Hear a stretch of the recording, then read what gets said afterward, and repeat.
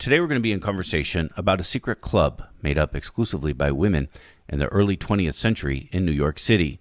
The club was called Heterodoxy, and it would be considered a forerunner to the American feminist movement. In fact, the term feminism at this time was new, and it was perceived as a controversial and even an explosive term, and perhaps even akin to the way today we use the term critical race theory. However, I'll ask my guest if that's an appropriate comparison or not. My guest is Joanna Scott. Joanna Scott is the author of the book that we will be in conversation about. It's called Hotbed, Bohemian, Greenwich Village, and the Secret Club that Sparked Modern Feminism. Joanna Scott, it's a great pleasure to welcome you to this radio program. Thank you so much. It's a pleasure to be here. I had never heard of this club called Heterodoxy. I even did, in the process of preparing for our conversation, even did an online search. There is a Wikipedia page, which is about one paragraph long. I was surprised it wasn't longer than that. Heterodoxy is an interesting term. If you look it up, it's a deviation from accepted or orthodox standards or beliefs. Tell me about this club named Heterodoxy, and where does this term come from? Absolutely. So the fact that you don't know much about it is sort of by design. The club was quite secretive, sort of an open secret, but the women who belonged to it wanted to be able to disagree with each other. That was sort of how they understood heterodoxy. They understood it to mean a difference of opinion, and they felt that the freedom to disagree on questions of politics, on questions of culture, that was really vital to their sort of identity as a discussion club, as a social club. And so they didn't keep records of their meetings. Everything was off the record. Everything was it was what we might call today a sort of safe space for discussion, disagreement. And so that has been a problem for historians. Traditionally, obviously, a lack of an archive, a lack of a sort of a detailed paper trail has made it very difficult to sort of reconstruct what this club was all about and sort of what happened. So researching it required a certain amount of creativity to sort of get around that lack of sort of a central archive. But one thing that I did learn and became very clear in the research was how important this club was to its members, not simply as a place to kind of debate issues of policy and questions, especially around feminism. Although that was as important, it was also a place for friendship. Some of the women who wrote, many of these women wrote about their experiences in the club. They wrote memoirs of their time living in Greenwich Village.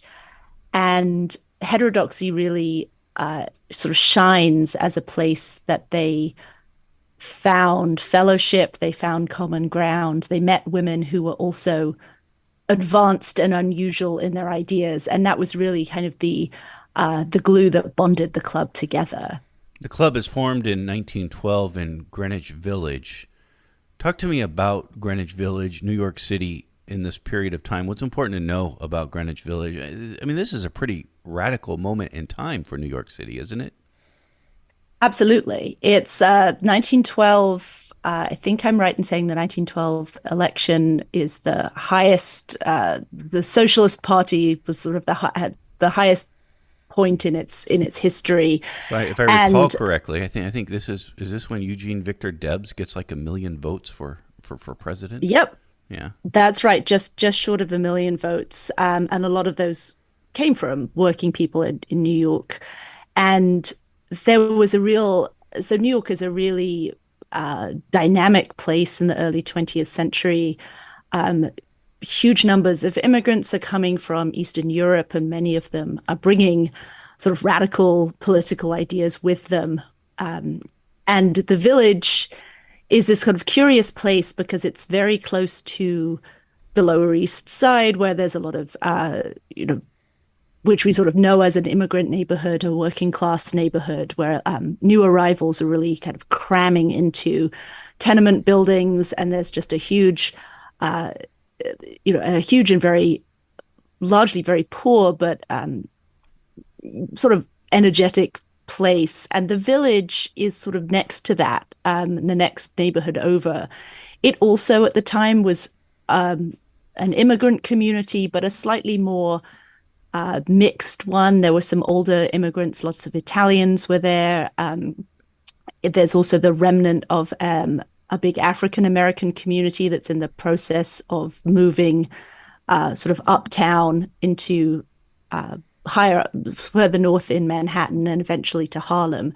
But at the time, the Village has a pretty big Black community. It has this big Catholic community. And then it has, around the edge of Washington Square Park, on the sort of the northern side, has some very wealthy families. So it's a very dense and dynamic neighborhood.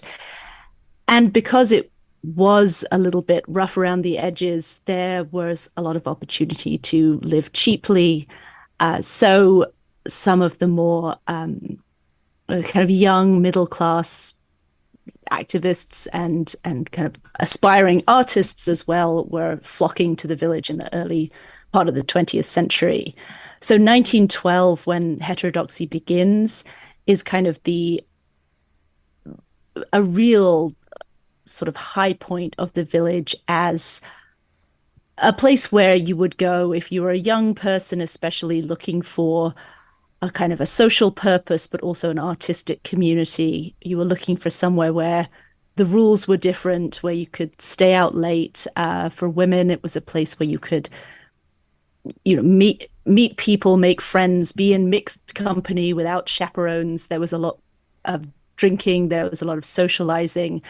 So it had this kind of energy as an artistic community and as a politically radical one. So one of the things I wanted to express in the title, in this idea of a hotbed, was really the sense that the Village was a place where new ideas were being tried out all the time. And Heterodoxy is one of many clubs and societies which were set up formally or informally to discuss the issues of the day, which were many. There was a lot of interest in trying to do something about the inequality of society, the excess of the Gilded Age, and the fact that there were so many, sort of the beginnings of a new America. It was just looking like a very different place and a new century. And these people, these young radicals, not all of them young, but these radical thinkers were trying to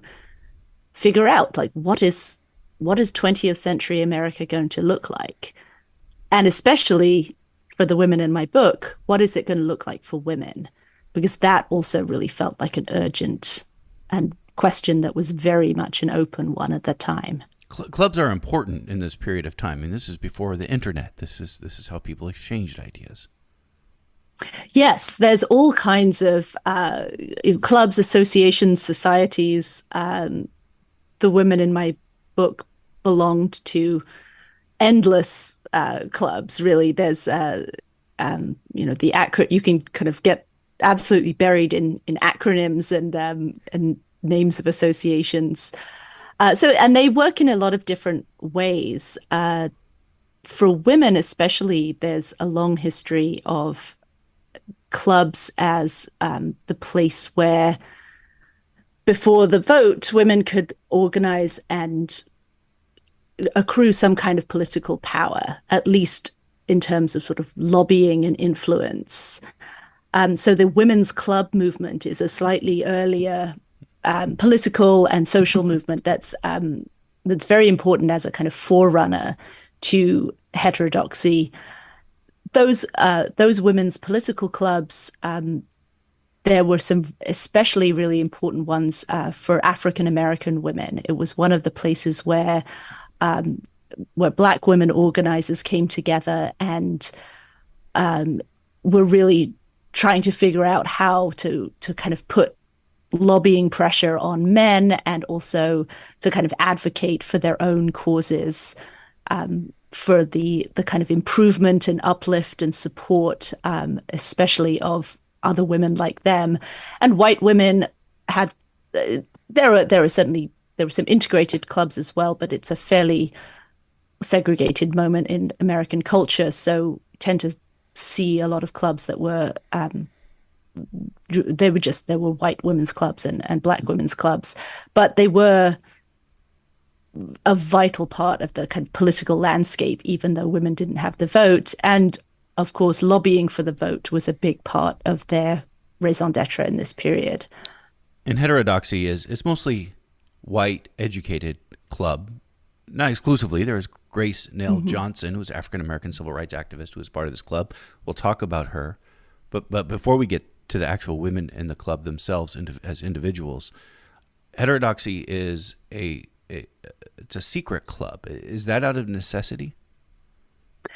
Not so much necessity as desire. I think that there was this sense of wanting to keep discussions somewhat secret.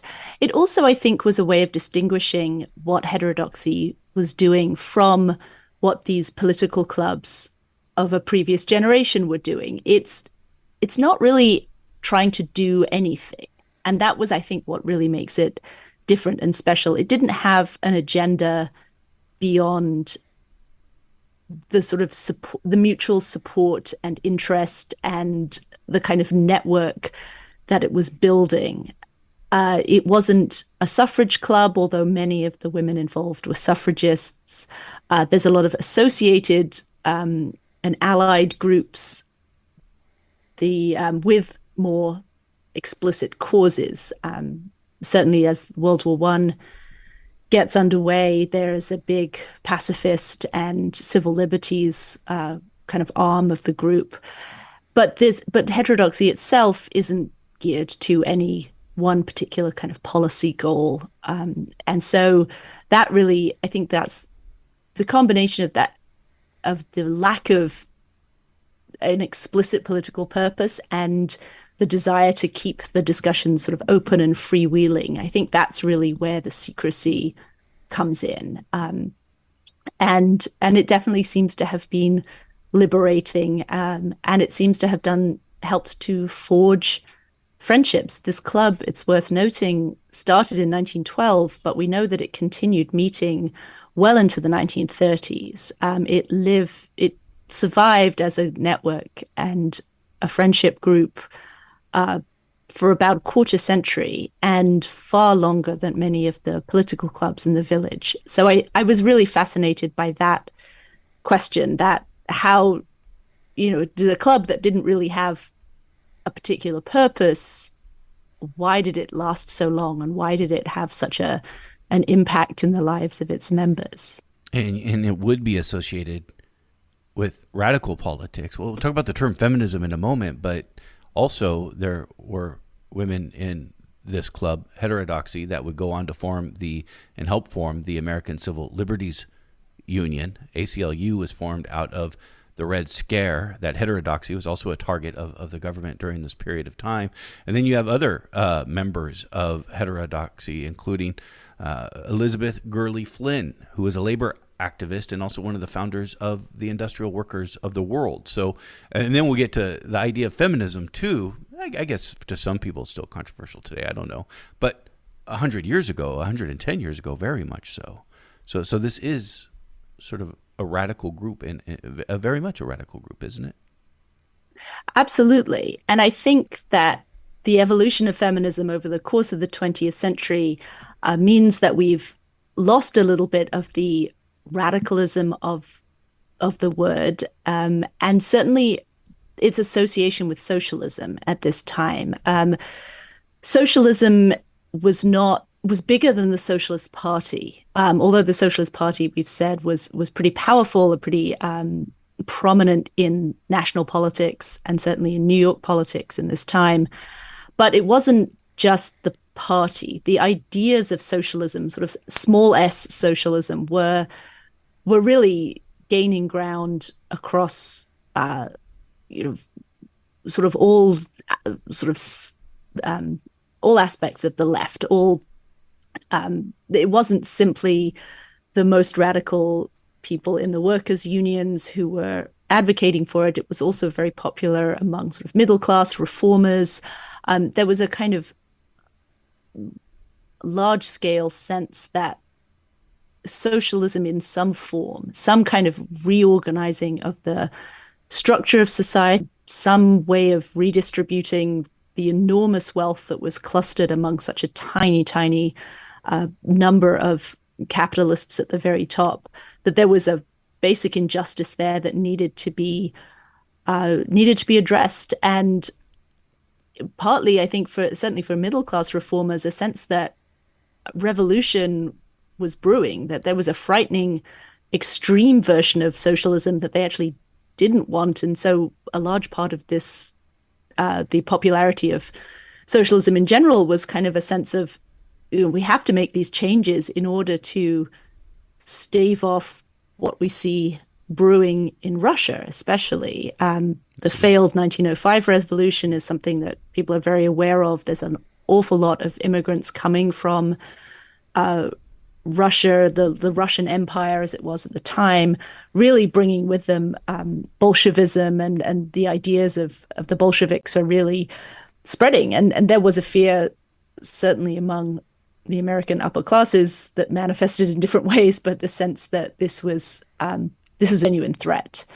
And so figuring out how to balance those obligations, on the one hand, to make society fairer and share and allow workers to share in the wealth that they were creating, but on the other hand, to stave off revolution. That's sort of the tricky kind of political balance that I think socialism is addressing at this time. And feminism is absolutely enmeshed in those ideas, because one of the sort of major thinkers around socialism were really taking into account the sense that women were, women's rights really needed to be thought through and addressed in a much more comprehensive way than simply giving them the vote. The vote was a large part of what they wanted to do, but the idea of kind of, well, what are women going to do with the vote? How are we going to use it? What are the other goals that the vote kind of opens up? The feminists tended to be thinking a lot more along those lines, much more radically about restructuring society to be fairer to women, rethinking how families worked, rethinking how marriage worked, and trying to find ways to give women, especially working women, which was honestly most of them, a say in how their lives were run. So the sense that something needed to be done sort of urgently because the discrepancy, the unfairness of American society was so visible. These were all so these were the currents that are kind of flowing. This is what is happening. And in the village, really, this is where the people, leading thinkers, are kind of bringing all these ideas together and thinking about, okay, how is it? We need to do something. So what are we going to do, and how's it going to This is work? Being debated within the club, Heterodoxy. Yes, absolutely. They're thinking about the best way to win the vote. They're also entertaining people like Emma Goldman, who was a very famous anarchist, of course, and she wasn't a member of the club, but she came and spoke at meetings, and she was obviously someone whose ideas were very much in the air. The more radical labor activists were also talking about how to how to improve lives for workers. The massive industrial strikes that are sort of punctuating the existence of the club. There's always, there's so many of the the major strikes that we remember among factory workers in New Jersey, in Massachusetts. These are strikes that the women of heterodoxy are very much involved in, either as The organizers Bread or and as Roses strikes journalists. in Massachusetts? Lawrence, especially, Oh, that's right. the Lawrence textile strike in 1912. So that was one of the major labor actions. And then there's the Paterson silk strike later in the same year.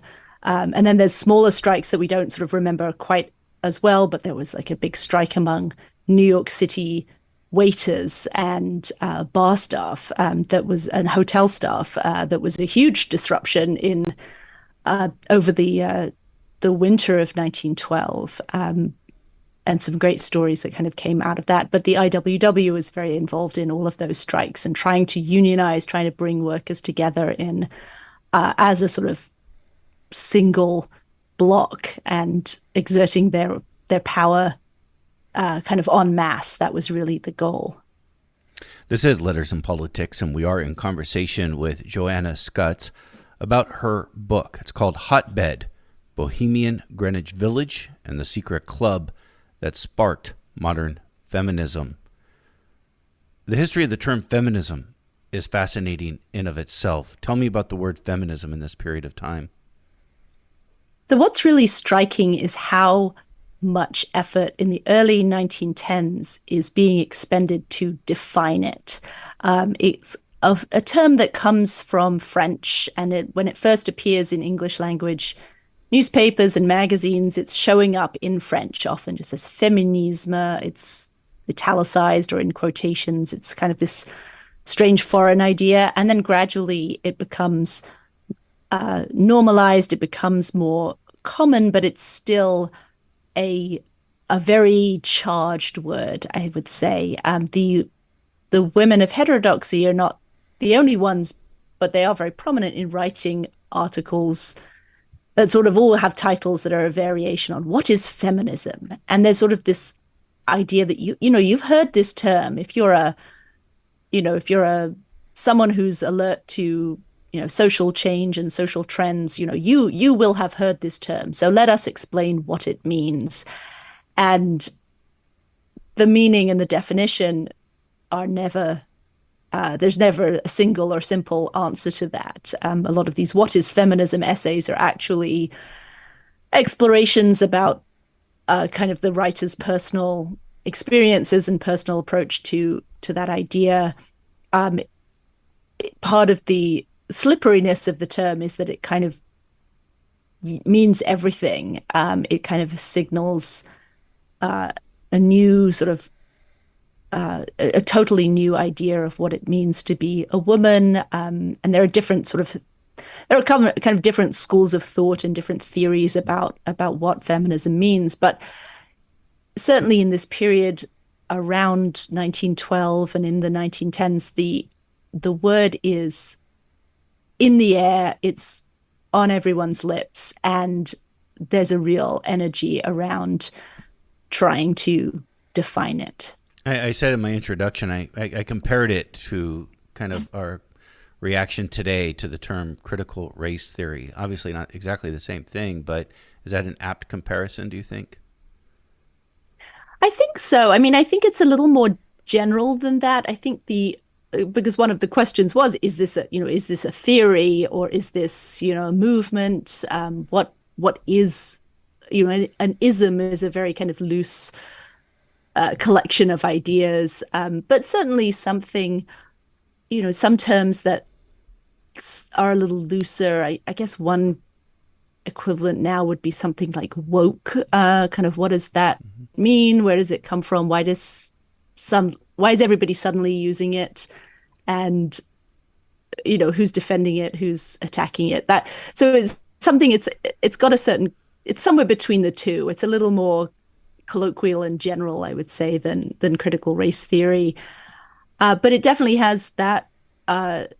It's to do with women, which makes it explosive at this time, because the vote is the activism for the vote is really kind of picking up again in the second decade of the 20th century. It's been a little bit sort of the movement has gone a little quiet around the turn of the century. Elizabeth Cady Stanton and Susan B. Anthony are both no longer with us by 1910. So there is a sense that the movement kind of died with them. And so a new generation is really kind of picking it up. And so part of the interest in defining feminism is about defining it in relation to suffrage. And there's a sort of a tone of, well, we thought we understood what the ladies wanted. They wanted the vote, right? We understand suffrage. So what's this feminism doing? Why do we need a new word on top of suffragism, and what's the difference? So a lot of the definition is about saying, oh, we need more. We don't just need the vote. We need to rethink the entire place of women in society. That's interesting. I was thinking if Fox News was around 110 years ago, they would be having a segment every night about feminism. But then I had to rethink that. I'm like, well, wait a minute, because I do watch conservative media to see what's going on. And wait a minute, they already are doing that today in 2022. So, oh, absolutely, yes. It doesn't go away. I mean, this there was then and there is now a real a segment of society that is very, very intimidated by the idea of women being able to say no to the bargains that have traditionally been offered them by society. And there is a fear of like, kind of, what if all the women decided not to get married? And these fears are always kind of, well, what if everyone did it? And it's like, there's nothing that everyone does. There's no, that fear is always excessive, but there is a genuine sense that, our society has depended on the unpaid labor of women to have children and raise children and kind of continue as a species. And there's this sort of very deep-rooted fear, I think, that if women all together decided to stop doing that, well, it's a kind of existential doom. And so it's surprising how very quickly opponents of feminism sort of leap to that sort of nihilistic vision that, the women are just going to quit and then the human race is going to quit. And it's sort of, that's never the goal, obviously, but it tends to, that's the fear, I think. Marie Jenny Howe is considered the founder of this club, Heterodoxy. Marie Jenny Howe was also a Unitarian minister, which I also found interesting. I suspect, but you'll correct me if I'm wrong, that might have been unusual at that time. It was. Unitarians were one of the only major church, one of the major churches that allowed women to be ordained as ministers. And she was from upstate New York, raised in a very progressive family. Her older sister was a lawyer, became a very pioneering lawyer. I think was one of the first women to qualify for the bar in New York State. So she came from a forward-thinking family. Her mother was a suffrage activist. But her turn to the church was sort of unusual in her family.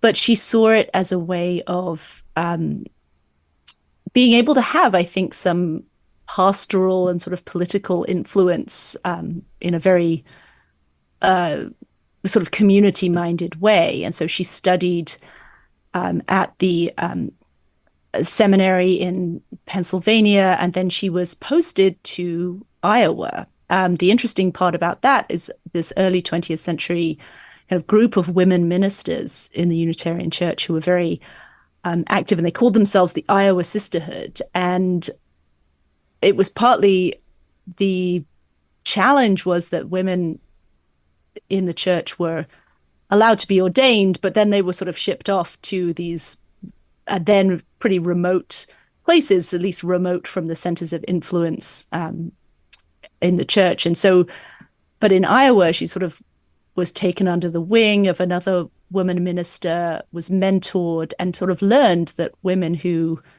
worked together could make change. And there seemed to be sort of, I think there's a real sense that her interest in women's communities and what women working together could do was really forged in this early experience in the church, in the ministry. But there's not a lot. I had to sort of dig to find. There's not a lot written or about that moment or this group of women. I mean, that's the challenge about yeah. writing about heterodoxy, right? I mean, there wasn't a lot of written documents about it itself. There's a lot of memories, recollections, somewhat. I think there's a sense that what was easy to find is a sense of how important the club was to its members and how emotionally supportive the group was. The few historians who have written about heterodoxy have sometimes kind of seen that as a negative, to kind of see it as, well, they had this, everybody writes so sort of sentimentally about this club and they're so effusive about it. And somehow that's been taken as a sign that it was somehow less important. It's negative. The sense that, yeah, it was sort of negative, or just like, oh, this was just kind of, ladies with their getting together with their friends. And yeah, I don't know. There's a sense in which the emotional charge of those recollections has made them seem less important. So in my book, I really tried to take that emotional charge seriously and say, like, why is this so important, and why are they expressing themselves with such kind of almost romantic language towards each other, towards the club? Why does it seem like heterodoxy is this, to use one of their words, this experience of unbroken delight? What is it about this club that makes it, they all seem to talk about it in this really effusive way. And I think that's real. I mean, partly that's just a quality of how people express themselves, especially women together in letters and diaries. We look at the sort of a very emotional quality often in women's writing, women's private writing at this period. But they were also publishing this. It was in memoirs. It was in books and histories about the time, about the village. And I think taking that emotional charge seriously was really enlightening for me. It allowed me to see that organizing is not just a question of policy. It's not, political change isn't just something that happens in, among politicians and legislators. It's something that happens. Yeah, there's an emotional quality to it, a sense of urgency and drive that comes from friendship, comes from community, and as much as from the sort of abstract sense that a wrong must be righted or an injustice met. I think we historians tend to, I mean, there is a field of histories of emotions. People are now sort of paying a little more attention to emotions and how they're expressed.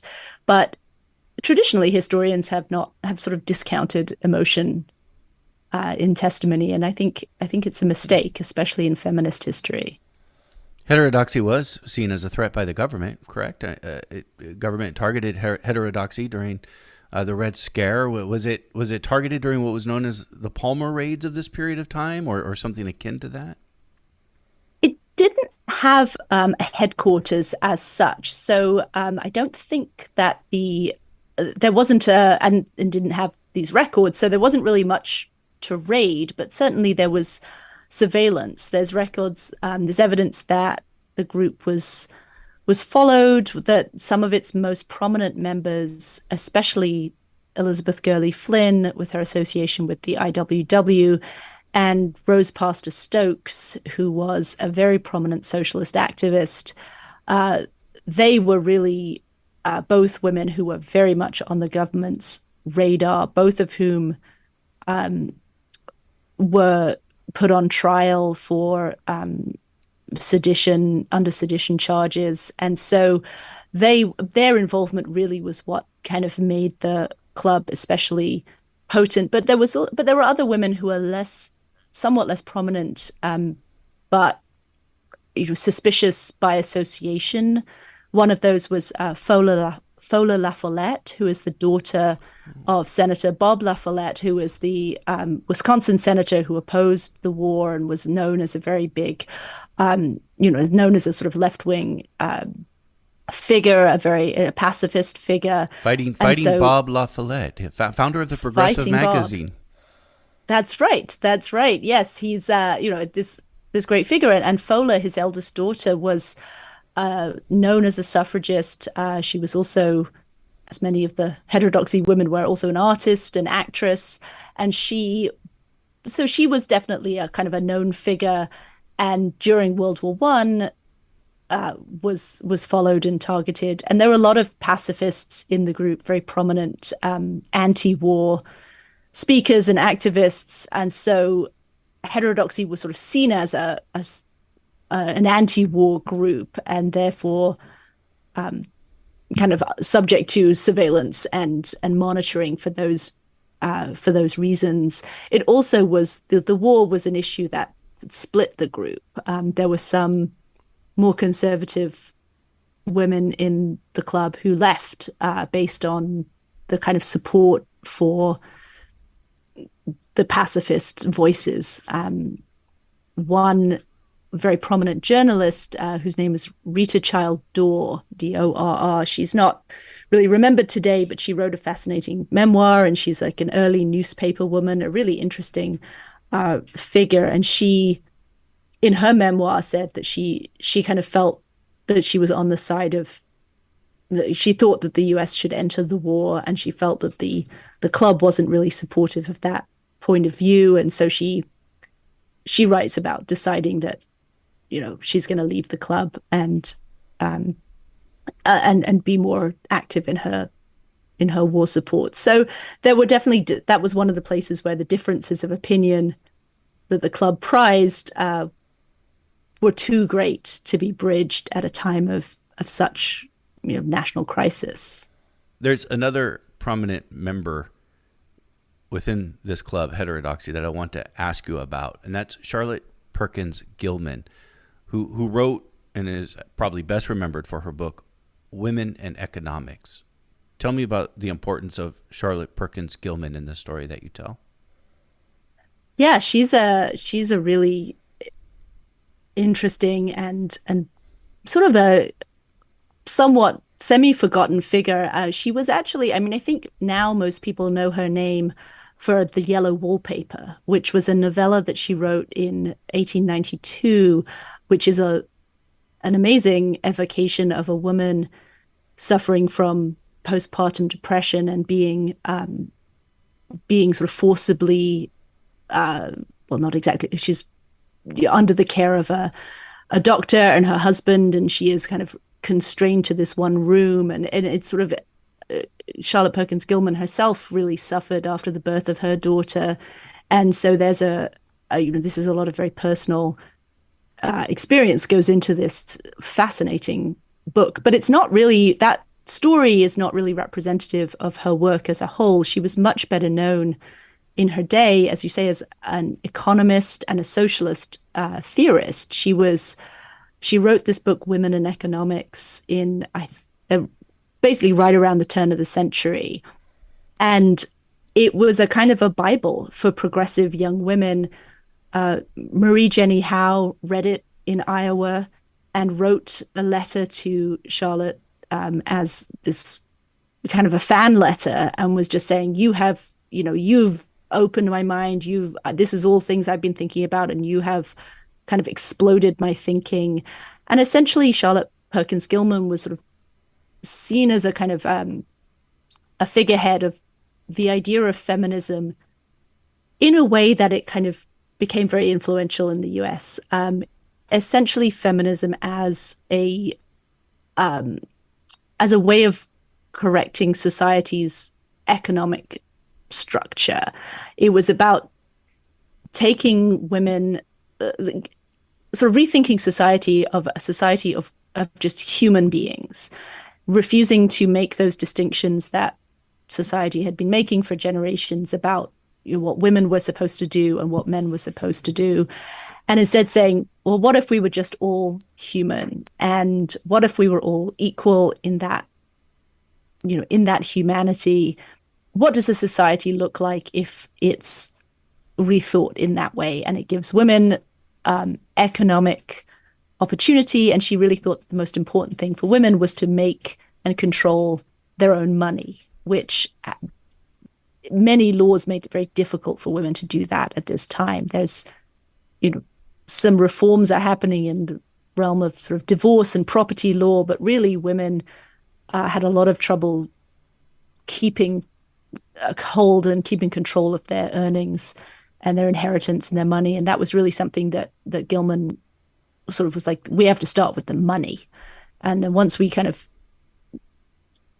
so it was sort of, and it sort of leads towards a kind of version of feminism that is sort of familiar to us about opening professional doors, removing the barriers to women in education, in highly paid professions, the sort of idea that if women could have the economic and professional opportunities that men do, then the social reform will sort of follow.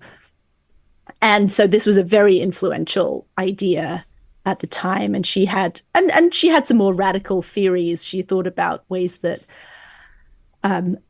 restructure the home so that women could work, and the care of children and the care of the home could be outsourced, which of course, it had always been outsourced to servants among a certain class. But she was thinking, her idea was that working class women should be, or women who should be trained and properly, should be professionals and respected as professional, paid as professionals to take care of children and take care of the home.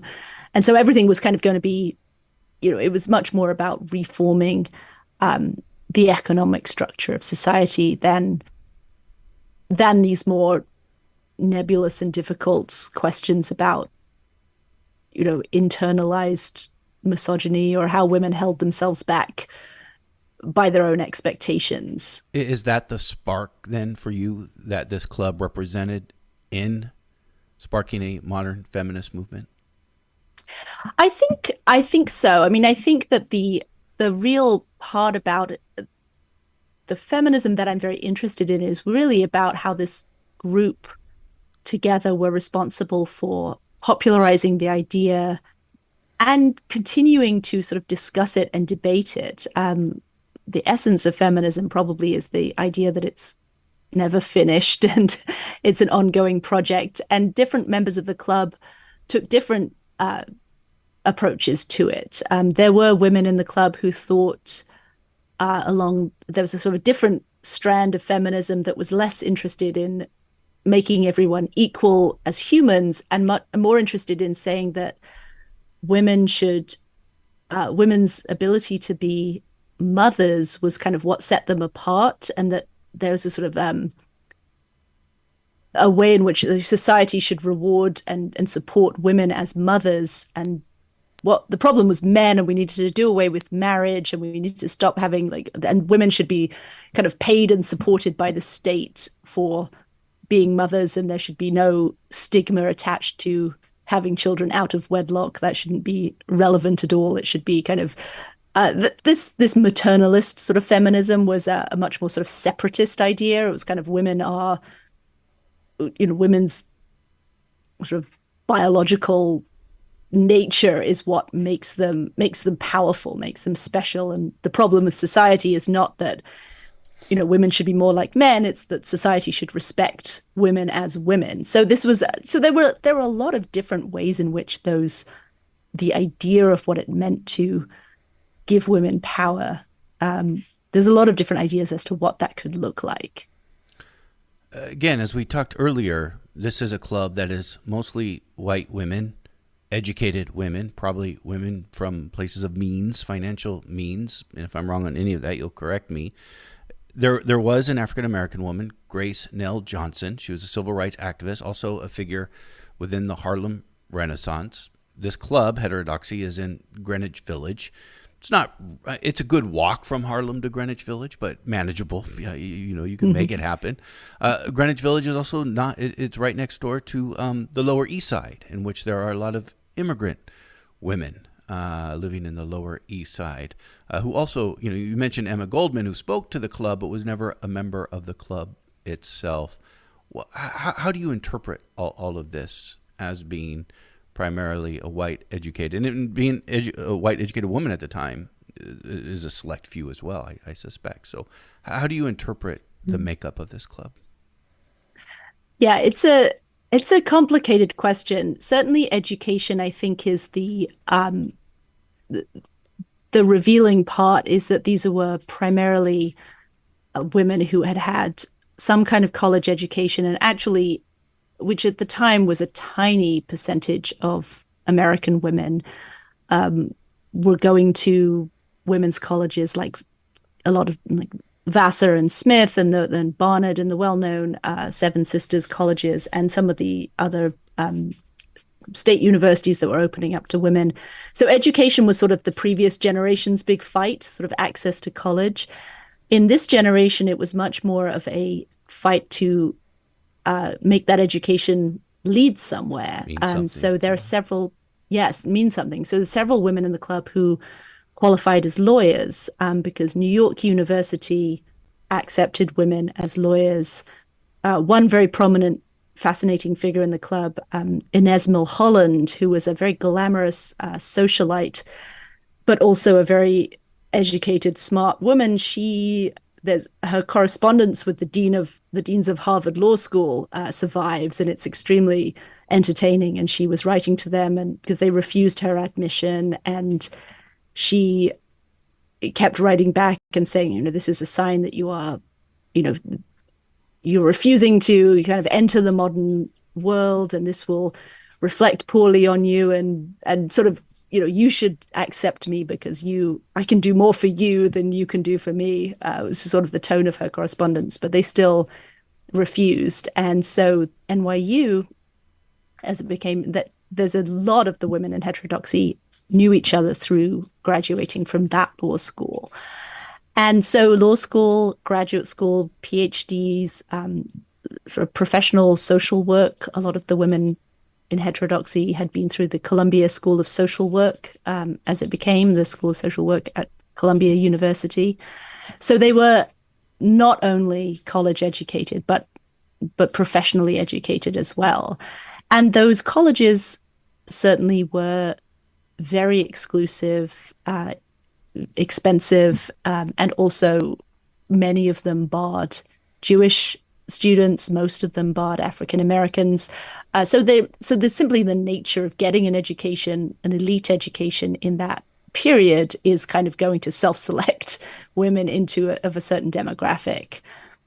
So the women who don't fit that demographic in the club include the radicals that I mentioned. Elizabeth Gurley Flynn was a working class Irish girl who was raised in the Bronx and became a speaker, dropped out of high school to become an organizer and a speaker.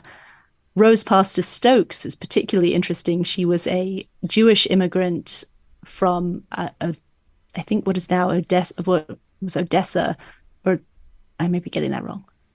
She was a Jewish immigrant, and she married Graham Phelps Stokes, who was the heir to one of the biggest fortunes in America. He was an incredibly wealthy WASP, and their marriage was a very, a sort of scandalous, kind of amazing, sort of a Cinderella story, as all the newspapers wrote about it when they got married in 1905, and he was a socialist, and they worked together for several years as kind of political activists. But she was one of the few Jewish members of the club.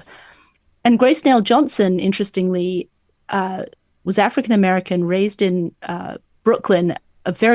She was in a member of a very wealthy family. Her father was a restaurant owner, businessman, and her brother was instrumental in kind of developing Harlem as a center of African American life and culture in in the early 20th century.